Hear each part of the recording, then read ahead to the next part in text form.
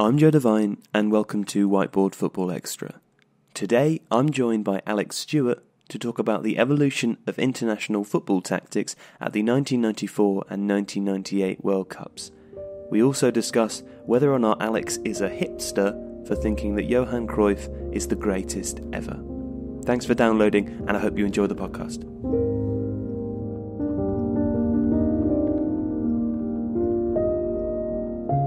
Arrigo Sacchi at Italy in 1994, he seems, Alex, like an important moment for the country, or this seems like an important moment for the country. The team stopped employing any form of catenaccio.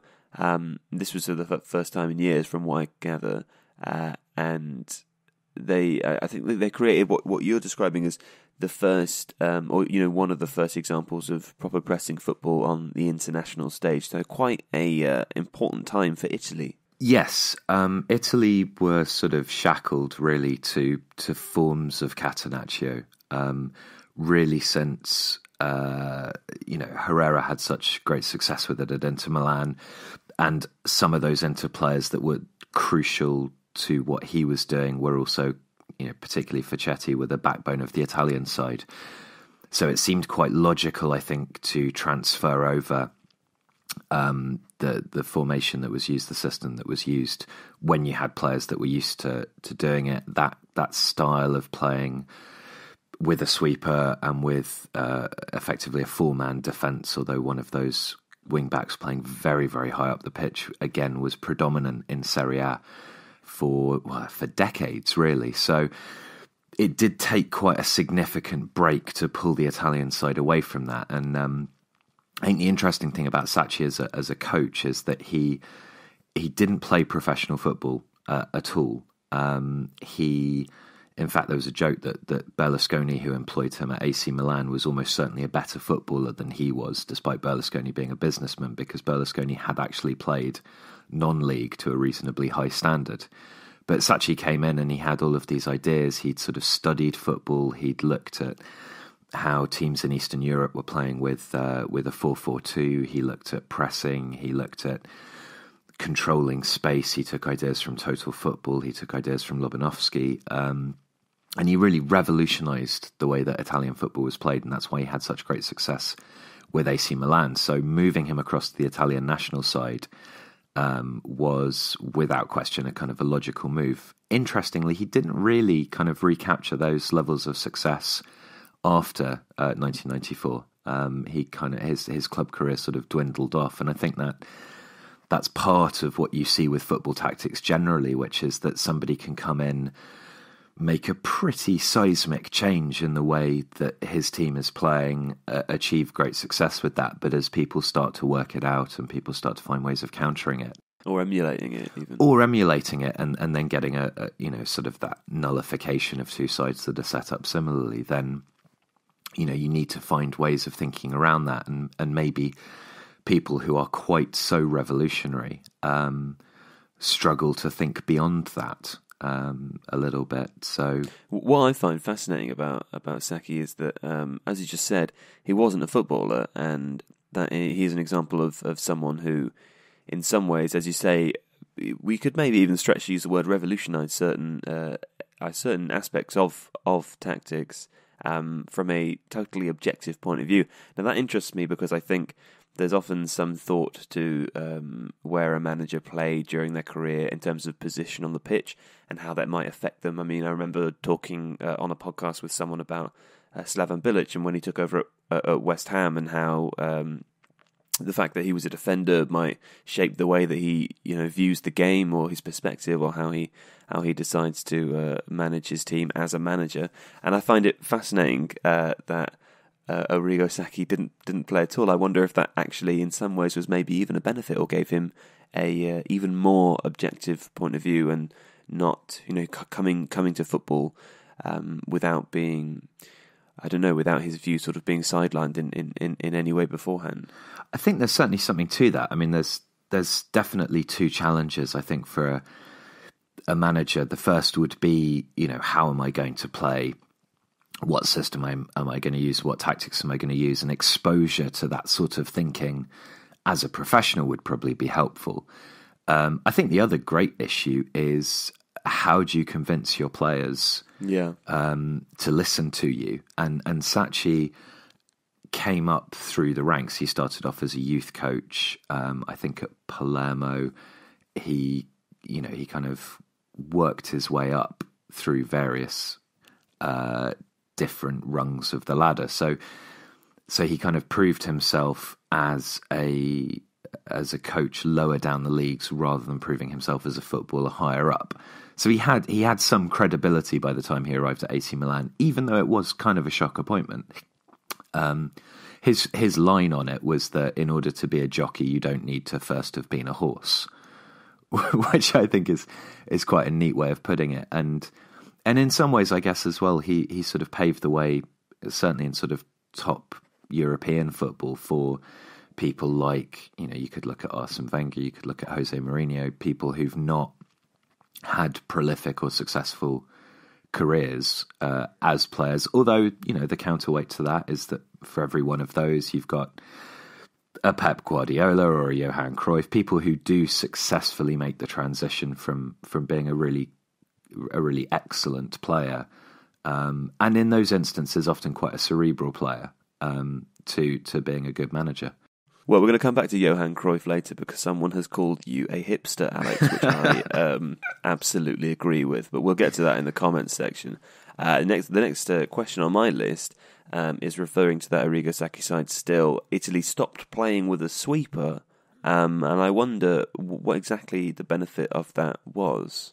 I suppose the major benefit is a relative one. If you're playing teams that are matched up with you like for like, then it makes sense to have a spare man at the back, because the rest of the pitch, there isn't really a spare man because teams are mirroring one another. And if you've got a very capable sweeper in the sort of libero mould, then that player can, perform their defensive functions, but they can also step out, they can also play long passes, they can launch counterattacks, that kind of half-back regista sort of element of being that kind of player. And this is where we come to Franco Baresi, who would have played that role if it were there, the Italian centre-back who had all of those skills. Absolutely. And to be fair, playing alongside Paolo Maldini, who was, no slouch himself and could certainly pass well.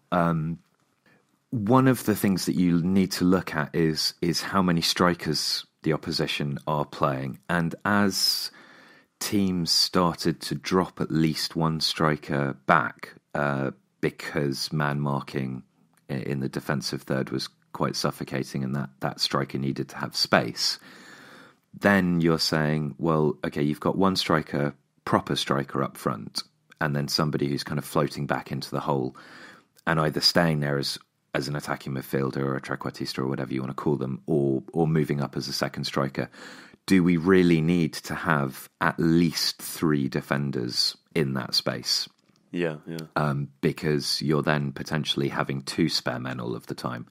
Now, if that sweeper is stepping up into central midfield, that kind of negates it. But then you could very reasonably ask, why not just play them in central midfield from the off? And I think as you see a move towards a back four, then that's part of the answer there is they're saying, okay, well, actually, let's just deploy that player ahead of the back four, and they can screen or they can play as a deep-lying playmaker, and we don't need to match up quite so much. The other point to make is that there are two types of sweeper.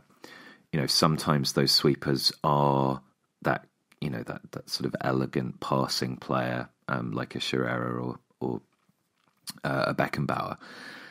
Sometimes they're not. They're much more functional. And when you have, for example, the Argentina 3-5-2 that we looked at in the last video, they're playing three central defenders. They're not playing wing backs. So in that instance, you do need to have three central defenders, one of whom probably drops to cover, but is not a sweeper in quite the same way that we're talking about. More of a stopper. Yeah, exactly. But it allows the fact that if you don't have fullbacks or wingbacks, you're actually playing with wide midfielders, then those centre-backs can split off slightly. One can drop back a little bit to cover through balls, that kind of stuff. So if you're doing that, it does make sense to keep a sweeper, but then we're not really talking about a sweeper in quite the same way. What this reminds me of is David Luiz at Chelsea, because I saw a number of videos and had good analyses of him as well on programmes like Match of the Day, showing his passing range and showing how Chelsea had developed a role for him to pass the ball out long from back. And when we were making this video and we were talking about Franco Baresi and talking about sweepers more generally, I just kind of linked the two together. I mean, it's almost a return to form in some way, right? Yeah, I'd absolutely agree with that, and I think it's really interesting that Luiz is the example that sort of springs to mind, because he positionally he often seemed a bit confused in a back four, and he certainly has the skills to play as a defensive midfielder as well, having, particularly Cahill, who is kind of, a fairly quintessential stopper type defender. And then Azpilicueta, who, as a converted fullback, understands defending but is considerably more mobile. There was a balance in that Chelsea back three that allowed Luis to take on, I wouldn't say an attacking role, certainly, but a counter-attacking role. Yeah. And it's interesting, actually, that the next By the Numbers video that we've got coming out in a week or so's time looks at counter-attacks, and Chelsea scored the most counter-attacking goals, had the most counter-attacking shots. And I do think the way that team was set up, partly right from the back with Luis and his long passing ability, was key to the way that Chelsea looked to break quickly. And it is easier to do that if you've got a sweeper who's capable of doing that. And it's definitely an interesting change. Although again, Chelsea were playing with wing backs, so they could create that kind of solidity defensively through Moses and Alonso. And Alonso obviously started life as a fullback as well, so he kind of understood that. So it's not, Chelsea weren't playing a 3-5-2 in the way that Argentina were in '86. So Luis had the cover to be able to carry the ball out. That By the Numbers video as well on counterattacking, I believe by the time this podcast goes out, that will already be out. So okay. That would have been the last video in the series. If you haven't seen that, you can go back and watch that again. Fascinating stuff. The next question on my list, Alex, is to say that we've reached the stage now where football is no longer so unrecognisable from the modern game. Oh joy. And at one point during the video, you even note that the Brazil side, I think it was the dropping off of Mauro Silva in a sort of, I assume you meant a kind of Eric Dyer role, but you note the similarities between the Brazil side of '94 and the Tottenham side of 2017, a fact that I think most Arsenal fans would find amusing. Yeah, I suppose it is in a way. I think what I was thinking of there is the Eric Dyer, Victor Wanyama thing, and Southampton did it when Pochettino was there as well. It's the idea of having a screening, actually often quite a tall screening defensive midfielder who can drop back and effectively play as kind of almost an advanced centre-back, centre-half even, in front of the two to protect when the wing-backs are pushing forwards. And watching how that Brazil side played, which, obviously when I'm doing these videos, I sit down and I watch the old games, which is great fun, actually. I kind of saw that and thought, oh, actually that does look very familiar. And I think as, the use of fullbacks or wingbacks is one of the features that I think does have a certain echo with football now. Having players who get so advanced that they could almost be seen as anywhere from a winger right the way back to a fullback, particularly if you're looking at how the Brazilians played. And so it's quite natural that if you're asking your wide defensive players to push up in that way, that somebody's going to drop back and cover. And it's no surprise to me really that was an idea that was employed by Brazil in '94 and continues to be used. Let's move on to 1998 now, because France became the fifth team to win the World Cup on home soil. How do we quantify for this. And I mean, why is the home advantage so staggering? Clearly, in international football, I mean, it's happened Has it happened? Not since France, has it? Not since France. No. It might have happened in the Euros. Yeah, we're not talking about the Euros, though, are we? We don't know. But anyway, well, it's at least Denmark in 5 countries. '92 that happened. So that was, that was a surprise result. And you got to remember as well things like, Sweden beaten finalists in '58. You do get it's not just winners who benefit. Why is it so staggering? It's really hard to say. I mean, you can look at take Argentina from that list. Well, that's the more obvious one. Yeah, that's one of the ones where home advantage wasn't simply translated onto the pitch. There's refereeing decisions and bribery and intimidation. Okay. I think travel's probably something to do with it. So teams are used to playing.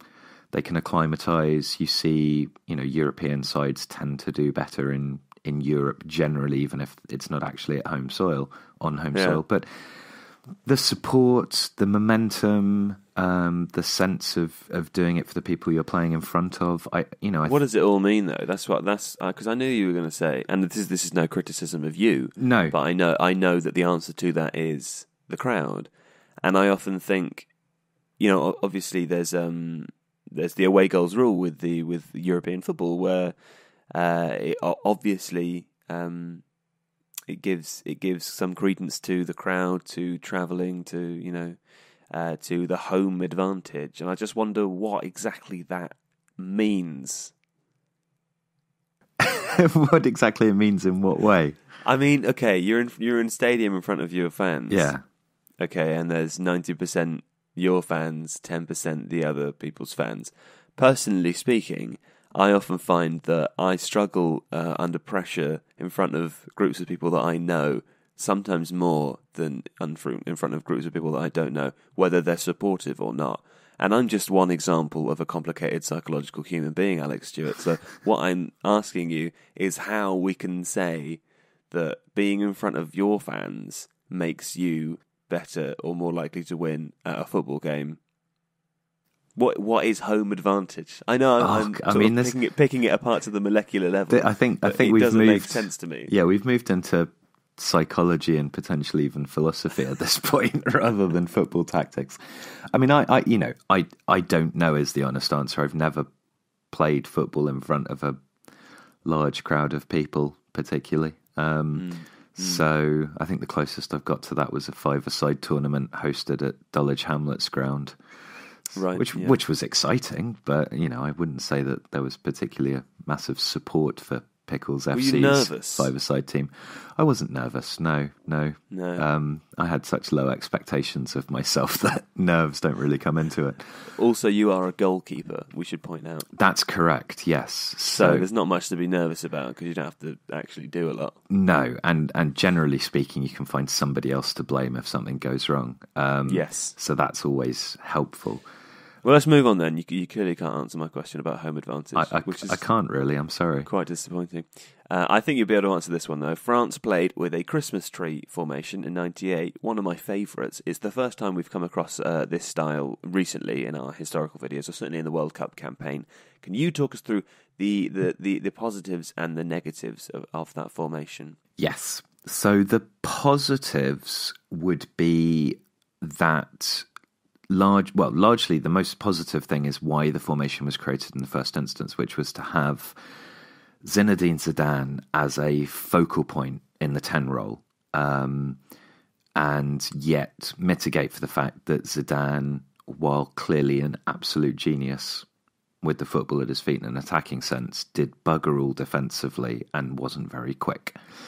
So you need to accommodate him while at the same time maintaining a defensive solidity. So the first point is to string those three midfielders across the pitch. And they're not, Petit, Karambeu and Deschamps were not clogging midfielders. They weren't people who just ran around and hit other people and that was all they did.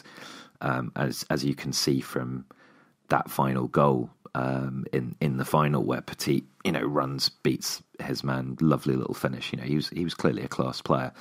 And Karamba had a great range of passing. Deschamps was probably the closest to being an out-and-out defensive midfielder. But that was a foundational base that meant that the front three, who were quite rotational, and while they line up in the Christmas tree with a sort of the front three being a 2-1, on the pitch there was a huge amount of fluidity there. Djorkaeff was often the furthest man forward, Guy Vache would drop off, or Zidane would find himself furthest up. And those guys could pretty much play how they wanted and not worry enormously about their defensive responsibilities, because the midfield three behind them was so solid. The major issue with it, which is the major issue with many formations, is width. A lot of attacking chances, anybody who's played Football Manager 17 will tell you this, a lot of chances will come from down the wings. And in any formation with a narrow midfield, you're relying on your fullbacks being able to get forward to provide those opportunities.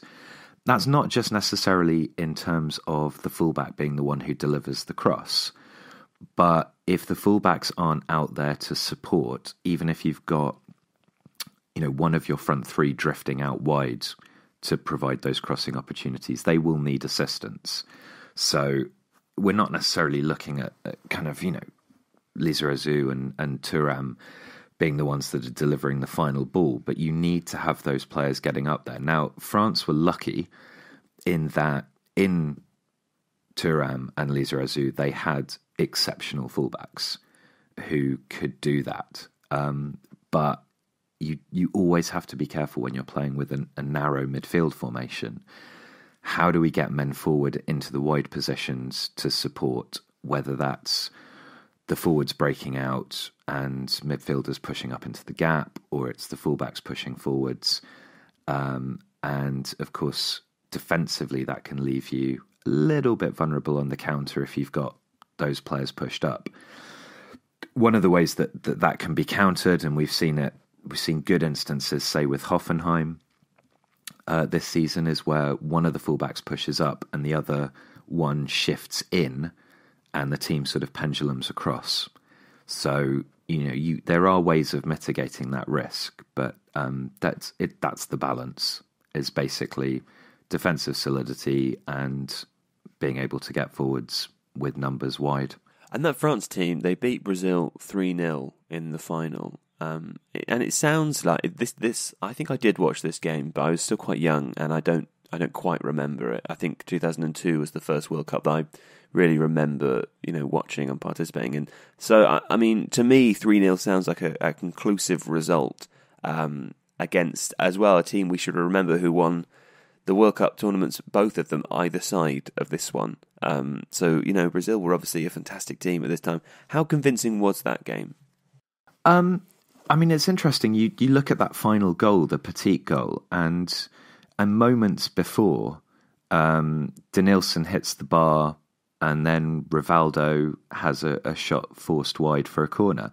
So even at 2-0 with, seconds to go, Brazil were still pushing. I think it's not as one-sided as it might appear. You've also got to remember, this is the final where Ronaldo had it's all very murky, isn't it? But he had a fit on the afternoon of the final, and there was a lot of debate about would he play, and if he did play, would he start? And then there was a suggestion that possibly Brazil had almost been forced into picking him because of sponsorship and media interest and so on.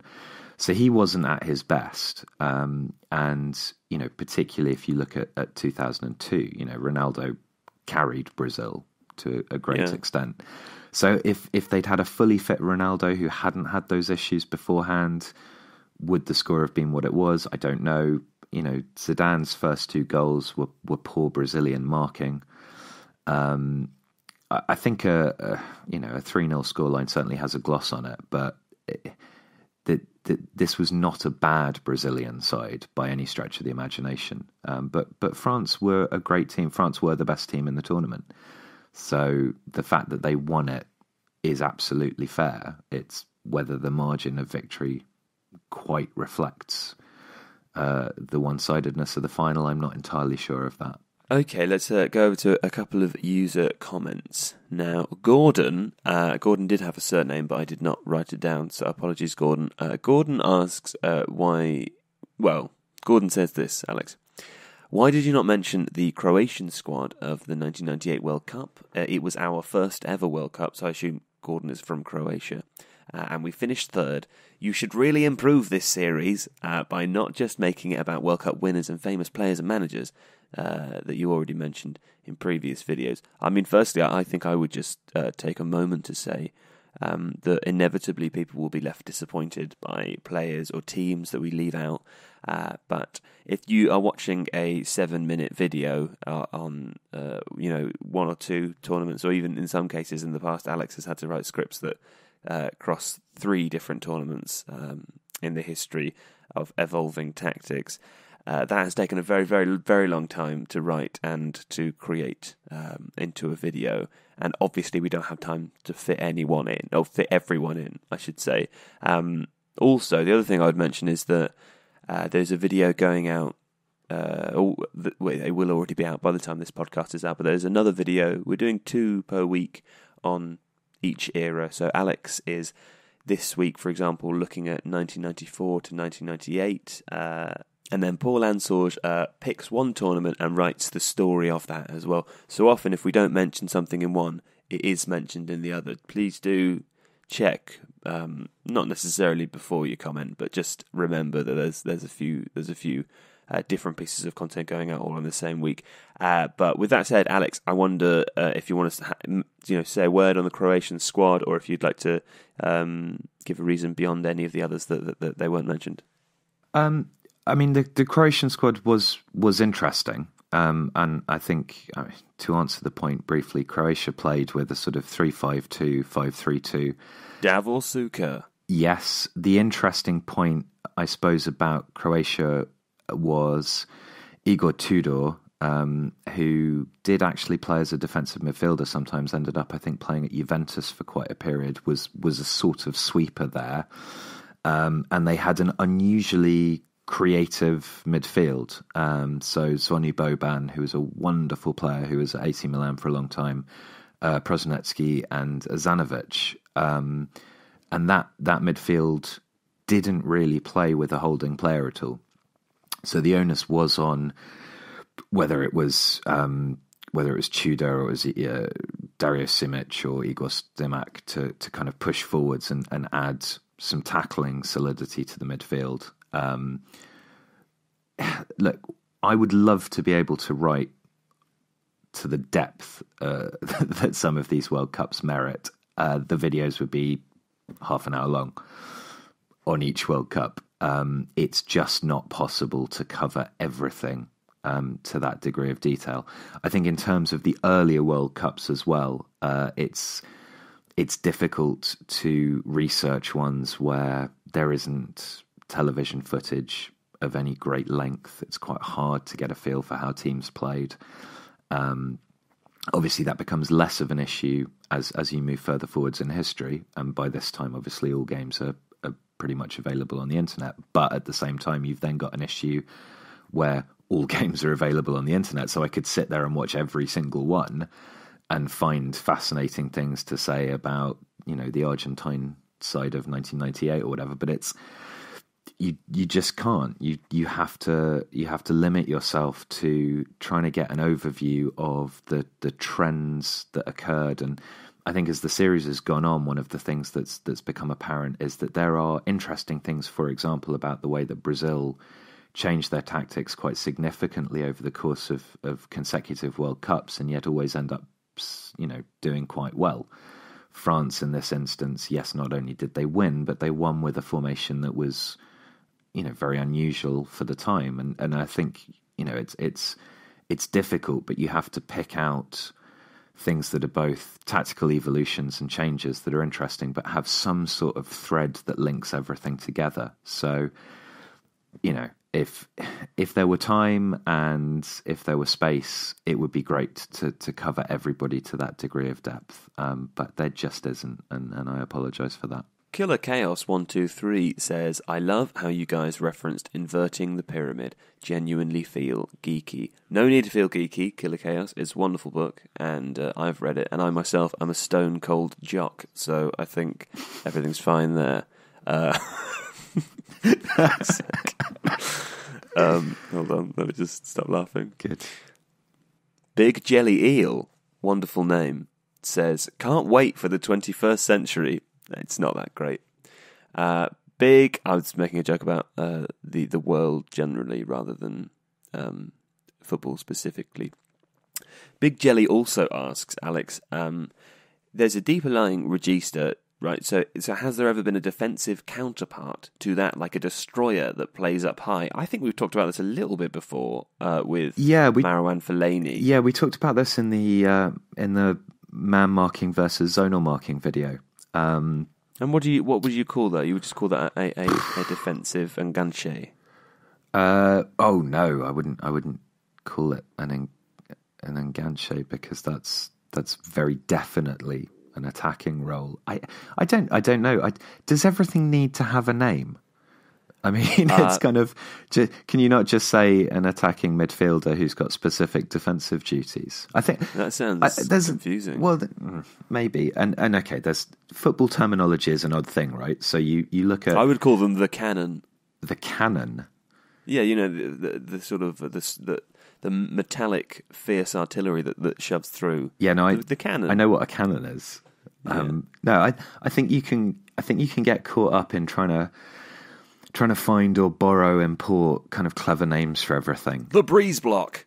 And that it's not necessary to have a name for everything. I also think that in terms of using attacking midfielders in that way, which does happen from time to time, it tends to be quite an unusual deployment. So it's in response to a specific threat. It's not a regular thing where a team will pretty much always line up with a defensive playmaker in that kind of role. It's something that you might deploy now and again to counter a specific threat. So I'm not entirely sure that it needs a name. However, I'm sure somebody on Twitter will be able to suggest something better than the breeze block if they want, and then we can all use it and feel very clever about ourselves. I would like to use it. I enjoy labels. Okay, Big Jelly Eel, I hope that answers your question. Thank you for your comment. And finally, my favourite question, and maybe my favourite comment ever on Balance in the history of YouTube. Kev Foder commented on our last podcast, accusing Alex, who said at the time that he thought Johan Cruyff was the greatest ever. He accused you of giving a hipster answer to that question. So I wonder what your retort might be to that. Well, my first... Because that is sort of true. Okay, what is a hipster in that rig? I mean, I know this is a very broad question for a football tactics podcast, but if you're saying that a hipster is somebody who's picking a deliberately niche answer, then I don't think saying that Cruyff is the greatest footballer ever is particularly niche. I mean, most people would... Hold on a second, though. Within the context of the greatest footballer ever argument, I'm not saying that Cruyff isn't niche. It is, but I mean... I am saying that. I am saying that.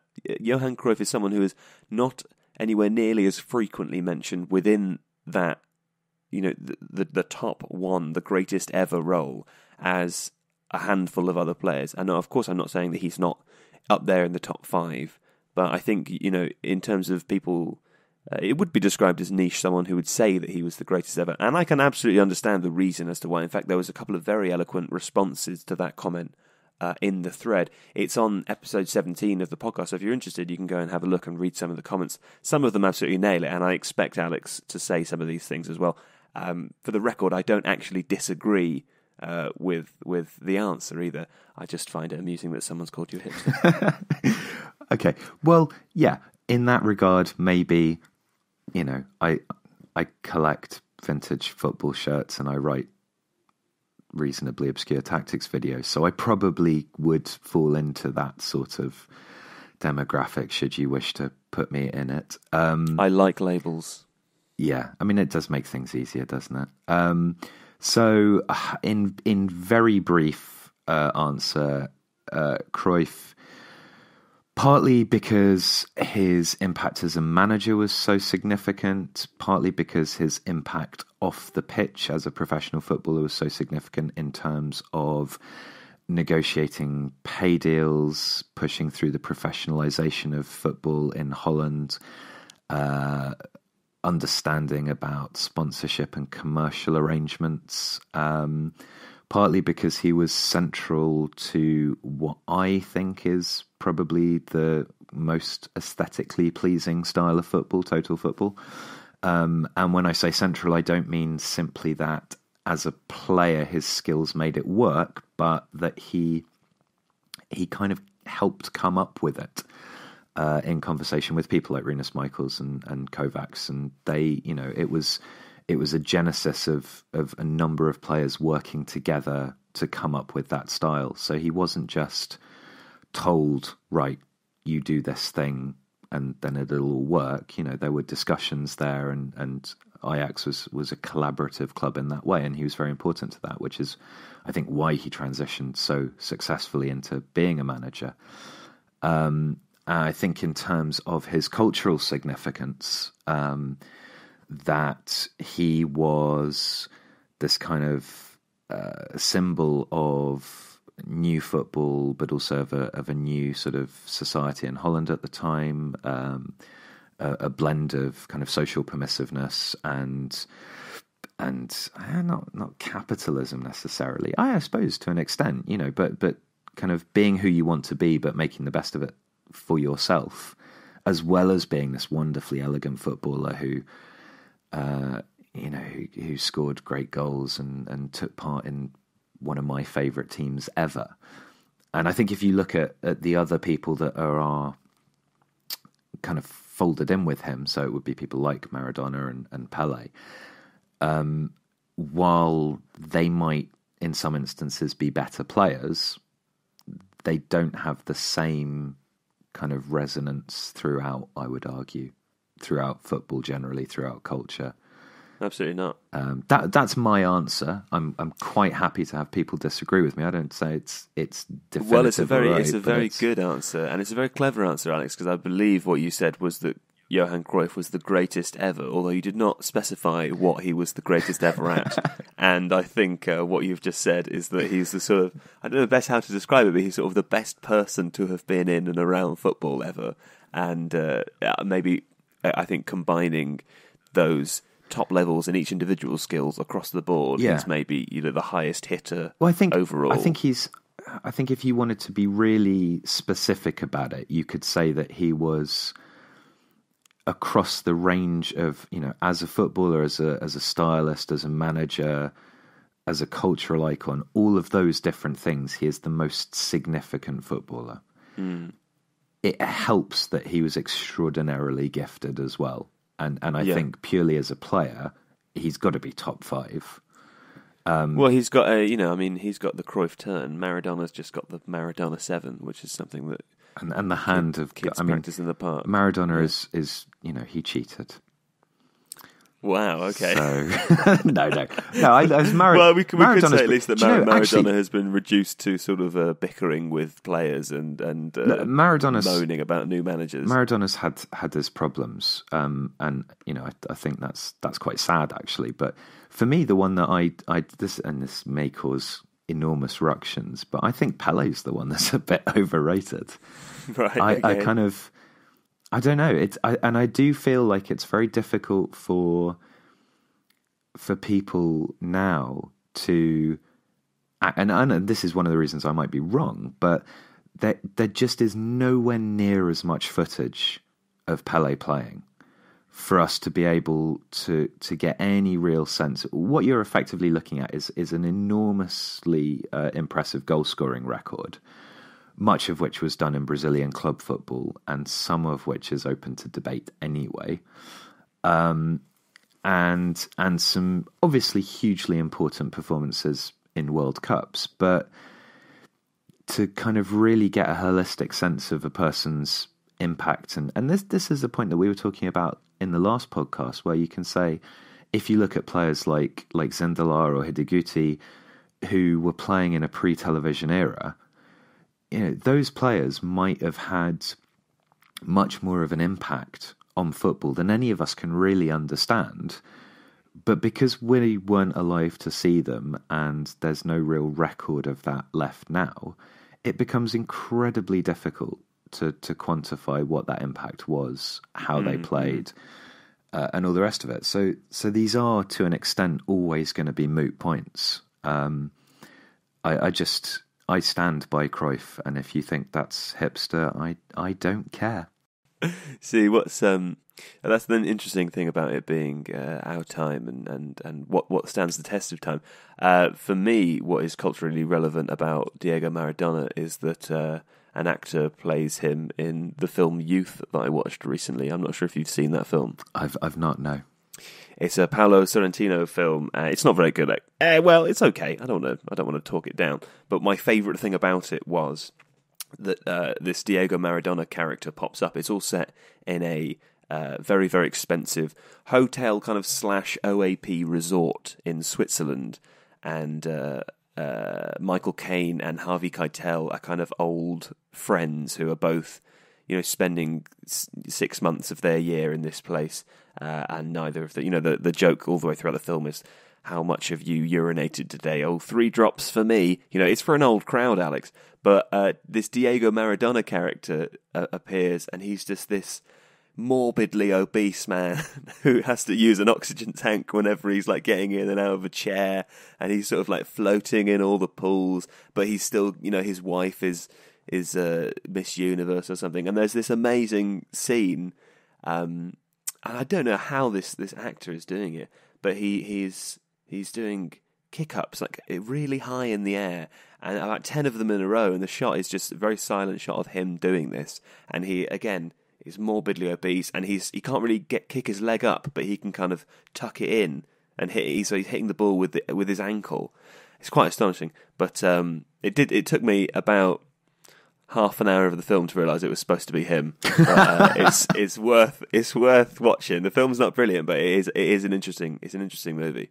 So if you want to get a sneak peek of what is Paolo Sorrentino's prediction, either for an alternate universe of Diego Maradona or potentially Diego Maradona's immediate future, do watch the film Youth. I have overrun and I must leave now, but thanks very much for joining us, Alex, and we'll chat to you again in a couple of weeks for the final podcast of the World Cup campaign. I look forward to it, Joe. Take care, mate.